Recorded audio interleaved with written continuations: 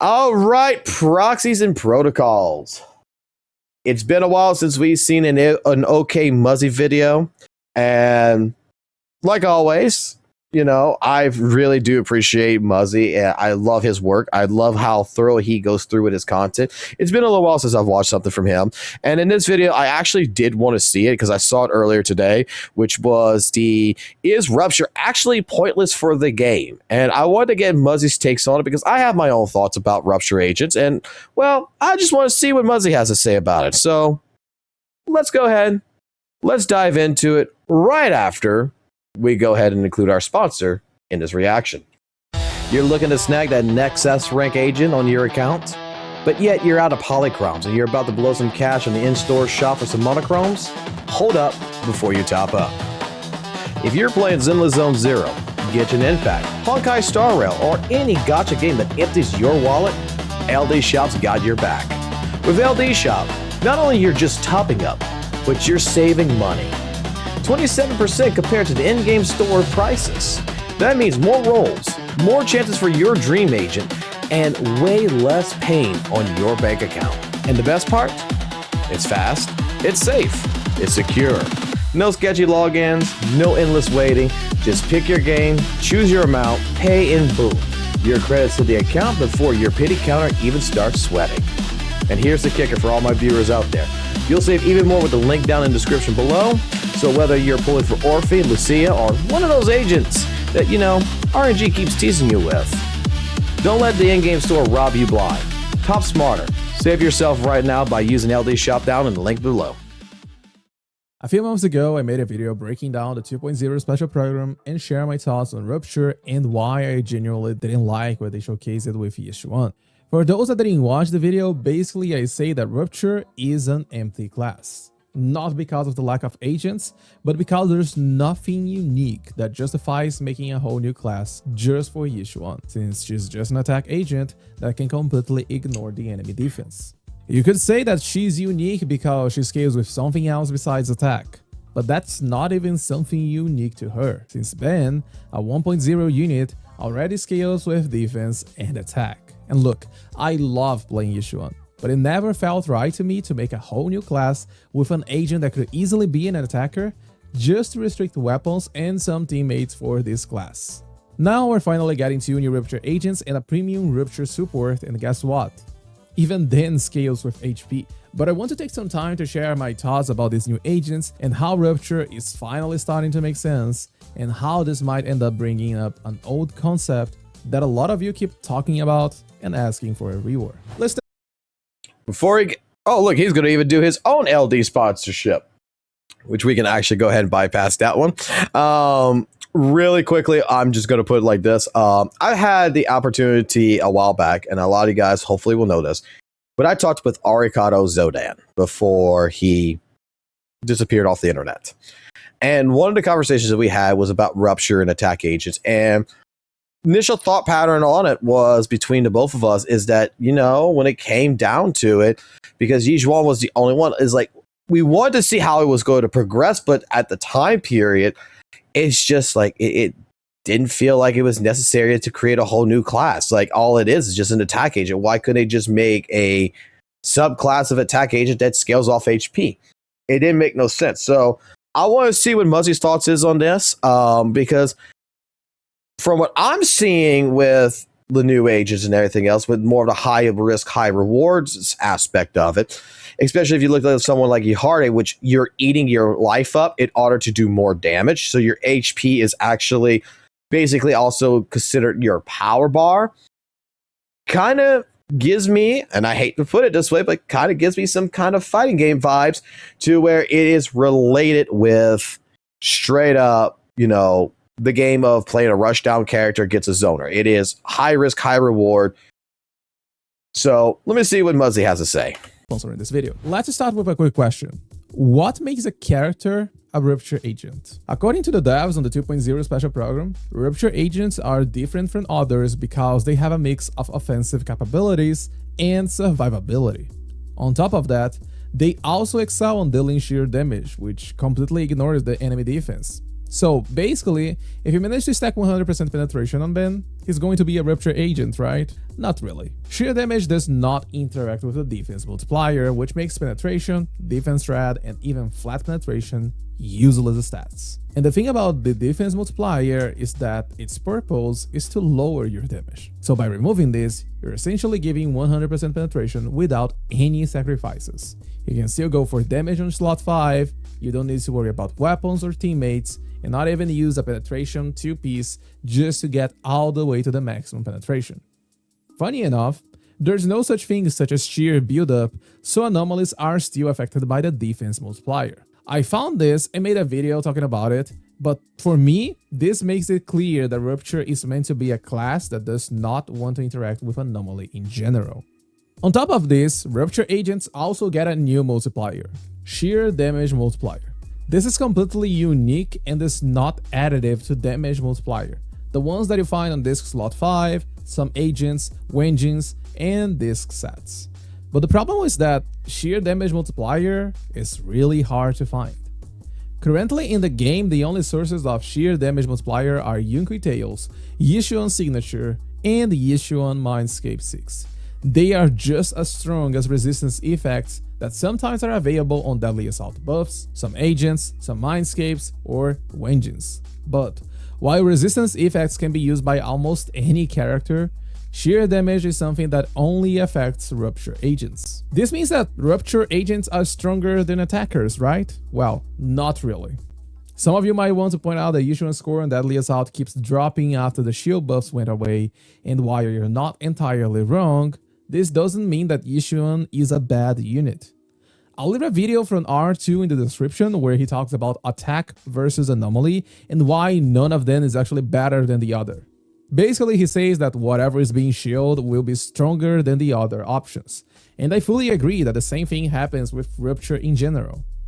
Rupture also has its own issues in order to balance the damage output. Their emotion values need to be lower than the average, otherwise they will just replace attack agents. Their unique scaling with 10% off your HP or 30% off your attack means that getting sheer force can take a lot of effort, and most of the time, it's not even worth it. Based on my calculations, even at 280 crit damage and 2500 sheer force, it's still better for you to scale your crit damage instead of HP for the increase of the sheer force. Add some sheer force buffs like Paninhu or the upcoming Lucia, and you can guess that stacking HP does not feel good. Especially when the only use for this HP is giving you sheer force. Which is why I love what you're getting with Minato and Hidari. HP is not meant to just give you sheer force anymore. It's a resource, and you have plenty of this. So why not make use of it to increase your own damage potential? And the new Ether Veil mechanic available both Lucia and Hidari increases your HP even further, which means more sheer force. Lucia also provides a healing field, which means good synergy with these two new units, but funny enough, the healing is almost useless for Yishuan. This new mechanic and gameplay style of high risk, high reward is what make these new units really interesting for me.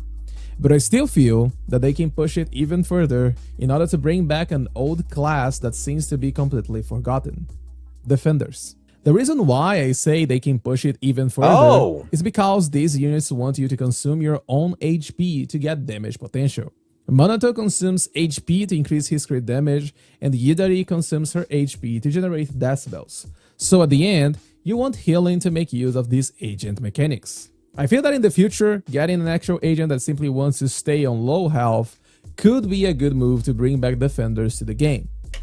I did not think about that. Because, yeah, you want to consistently be at a low health with, like, Minato, Hidari, and everything. You want to be able to do fucking damage. So how do you bring back a Defender class when you're going to introduce Rupture agents? You pop a shield on them. It's not HP, it's a shield. So at that point in time... Of course, as someone that refused to pull Zhongli on Genshin Impact for my Hu-Tao, I'm pretty sure there will be players refusing to use Defenders to keep these agents safe even at low health. But that's far from the point. The problem with these new units is that it makes Yishuan feel a little bit out of place. I'm not saying she is bad, and as I said before, I love playing Yishuan. But if in the future we keep exploring new uses of HP as a way to increase the damage potential, then Yishuan kinda falls behind. Funny enough, Yishuan Ultimate balances the HP on your squad, meaning that she can work as a healing agent for some other units. So I'm kinda curious if dual Rupture will be a thing in the future in order to explore some of the techs available on Yishuan's kit and to make it even with anomaly and attack agents that can be played around double DPS things. Anyway, these are my thoughts about Rupture agents that I want to share with you all. I like the way they are finally adding new mechanics to this class and slowly making it unique. A lot of comments on my previous videos said that getting a new class as early as possible is better than getting it later, and I agree, assuming there is something unique to justify making a new class, and not just restrict engines and team compositions in order to sell more stuff. And let's be honest, Yishuan is just an attacker with 100% penetration and beautiful animations. Anyway, let me know your thoughts about Rupture and the new agents in the comments down below, and thank you so much for watching this video. Have a good day, good night, wherever you are. Let's see you next time. Didn't think about that. Didn't think about that. That could.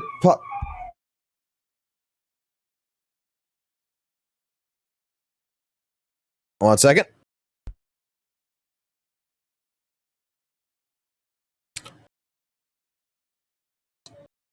Not sure what's going on with my dog, but my.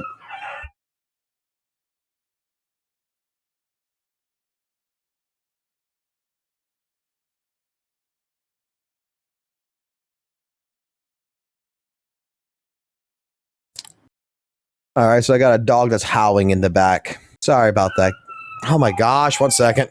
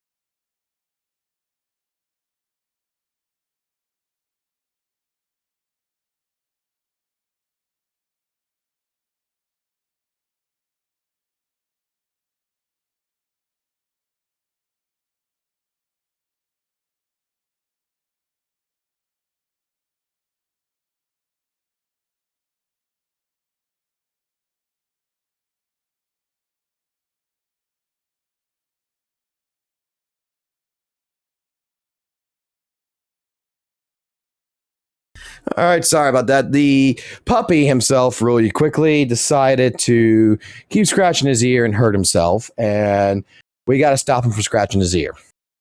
Why is he doing this? Don't know. But anyway, getting back into this. Thought process wise, from just watching Muzzy's video here, is I didn't think about that. When it's coming to the Rupture agents, we're having them basically use HP as its own resource management, another resource for them to apply damage. Not just penetration and everything else, which plays into a whole new gimmick, like I stated this before, high risk, high reward, because you need to play at a low health value. And let's put it like this.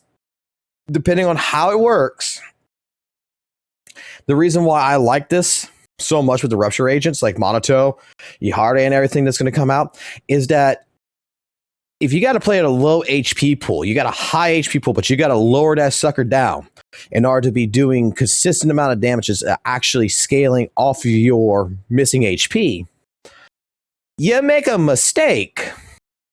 The risk and reward that comes from this, the risk from this is that, let's just say you get one shot, you die. You got to reset all over again. You got to play a little bit better. This does. I like to see how it plays out, because this would be a reason why maybe you may want to consider putting a defensive agent, or defensive agents in a sense, if they even would make some new ones in the future, to help balance out, to make it more comfortable to play with a character. Because, hey, Yihare sucks her own life out, for example, to deal massive amounts of damage. So applying a shield on top of her to go ahead just to ensure that you could take a hit or two would allow it to where we could have different formulated teams that can be created. So I think it's a good video. I think it's a great video for thought. I'm excited for next week. I'm excited for Monato because holy crap, that's my sole bad guy, and I want to see what happens. I want to see how this all comes together. So, otherwise than that, I mean, like I said, great video. So, otherwise than that, what's your guys' thoughts about it? Let me know.